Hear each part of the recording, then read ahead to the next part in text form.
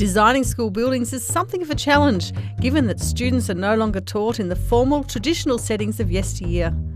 Open and flexible learning spaces that are light, airy, warm, cool, noise considerate, plus places for the staff and amenities add a whole lot of challenge to the design process.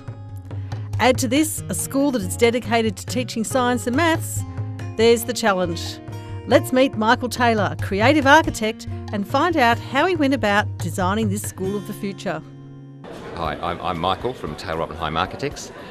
We were commissioned in 2006 to design this building, which was a really special opportunity for us because we were able to design this building on the Monash University campus for a secondary school for the Education Department to enable students to be at the Monash University and get the advantage of having the lecturers in Monash come and work with the students in the building.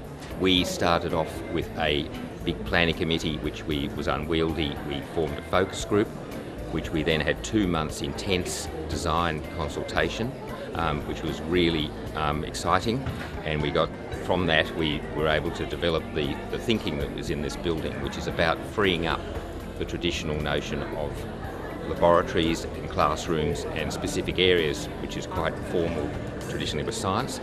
But we were able to have in here a really sort of free, if you like, free range spaces and things where the staff are integrated with the students. You've got the prac studios, which we call them purposely, so people didn't get hung up on gas taps.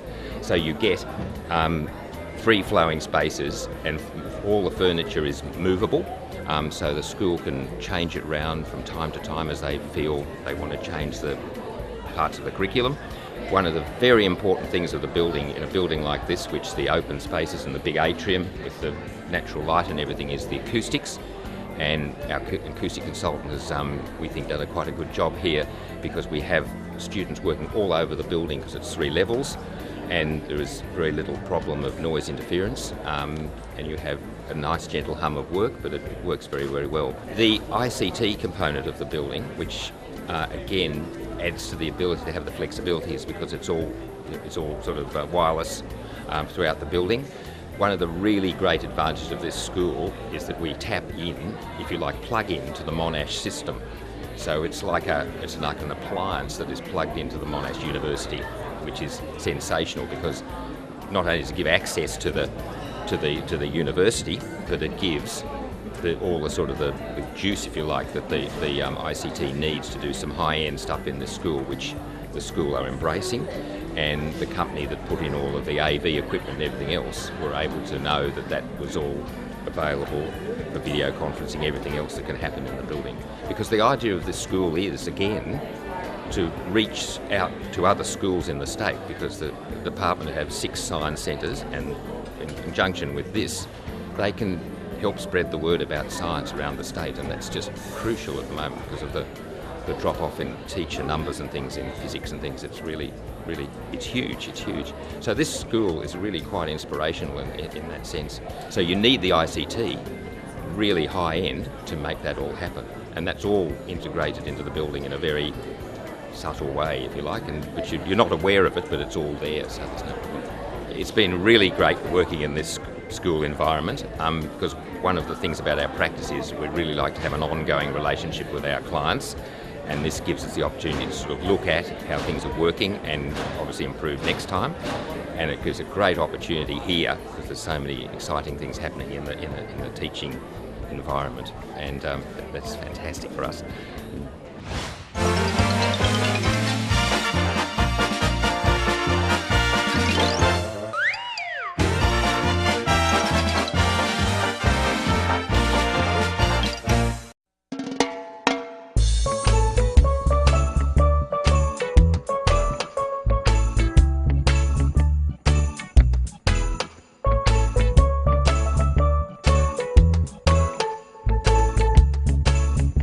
One day there were 3 little raindrops.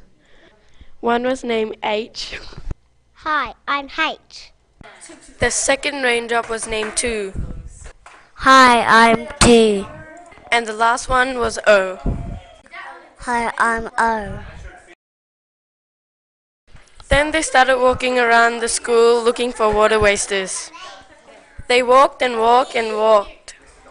Plopty, plopty, plopty. They walked and saw 3 water wasters. They quietly tiptoed and snuck up behind them. Oh no, did you hear that?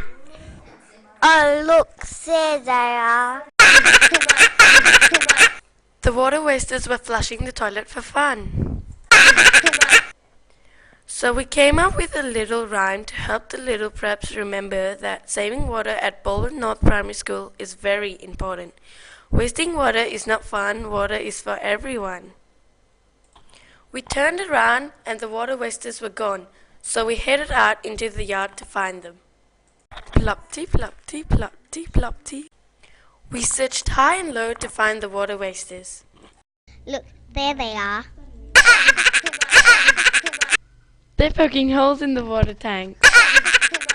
This is the second time we caught you wasting water. Now listen to our water wasting rhyme. Wasting water is not fun, water is for everyone. After we said our fantastic rhyme, the water wasters were gone for the second time. So we headed off around the school to stop these water wasters wasting our precious water. Look, there they are. Hey water wasters, would you please stop wasting our precious water? Listen to our rhyme for the 3rd time. Wasting water is not fun, water is for everyone. So do you finally get the message? Remember not to waste water. Great, you remembered the message. We have to go now. We will see you next time you use water. Happy saving water. Bye-bye.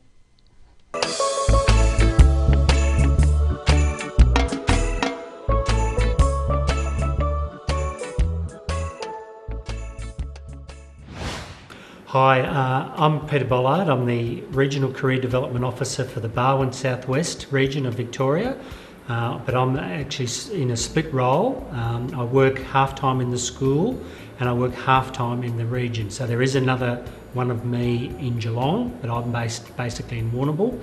And I also work as a careers practitioner at the Warrnambool College. So just to give a bit of an idea of what I do in my role as a career practitioner, basically some of the jobs that I do are obviously implement and administer work experience. We train the students, prepare them for work experience. I undertake careers counselling on one-on-one or group sessions with students during the day. We have meetings with parents. We organise the implementation of the careers curriculum framework right across the school from Year 7 running right through to Year 12. Organise a lot of training for teachers, and we're also looking at some parenting programs as well for parents in terms of lasting gifts. It's a new program being rolled out through the CAV and the Education Department. So that gives you a bit of perspective on my school situation. Work 2.5 days a week, and it's action-packed. I've got people on my doorstep when I arrive, and there's usually people on my doorstep at the end of the day as well. The best part of my job is the interaction with people. As you can imagine, we've got 1,000 young people at the school, plus about 100 teachers. So I get great enjoyment of working with the students and the teachers, but also the parents. Most parents are very supportive of career development in schools, and they see it as very important. And that's a great support. Also, in going around to the other schools, working with principals and leading teacher class within schools and the practitioners, it's great to be able to pass on some of my experience to the other members of the profession and to upskill the profession right across the board. After the break, let's talk water for learning here on Today's Schools.